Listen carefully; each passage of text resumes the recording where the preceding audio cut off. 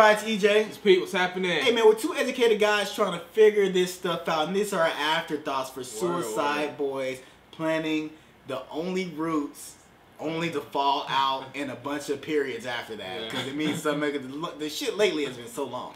Right, yeah, it's long ass titles, all caps. But I think it was a dope track. I mean, it went by kind of quick.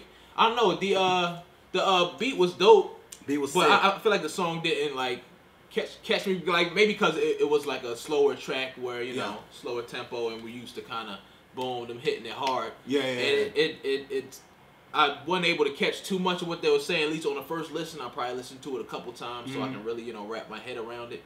You know what I mean? But you know what I mean? Pretty dope track so far, but definitely not one of my favorites. Yeah. But, it was one of mine, personally, man. I like, because this is more of a southern feel, right? A lot of times they're doing more of the fast. So, we're from two different places, man. I'm from the South, where it's like, if you hit something slow and you getting on that beat, I am loving it, man. Yeah, what I liked about it is he pointed out the flood. The thing about the flood is, from Texas, it messed it up, because people from Louisiana was coming to Texas, and we would hear their story about what happened and how corrupt things were. There's a whole story about the flood that a lot of people just don't know about. Even on the documentaries, they do not cover it enough, like how the cops were doing certain things, how people were just acting in a sense a little bit more animalistic because they were trying to fucking survive. You know what I'm saying? What would you do? Let me know down below. If you had a flood in your town, what would you do? Word. Straight up. So what I liked about this is how their flows was consistent, and they went back and forth the whole time. It wasn't just like boom, boom, boom. It was like, okay, this person's on it, this person's on it. But the thing I like about the Suicide Boyz, they're able to switch it up, and I like how they dedicated it to the flood, because the flood was something big, and he did mention family values by saying his cousin is there with him.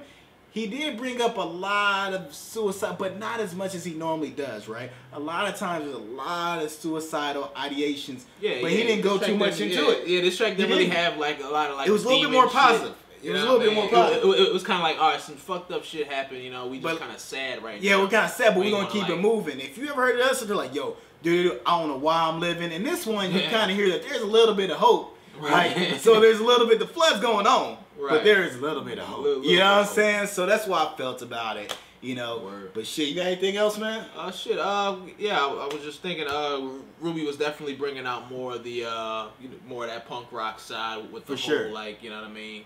He was doing like the singing.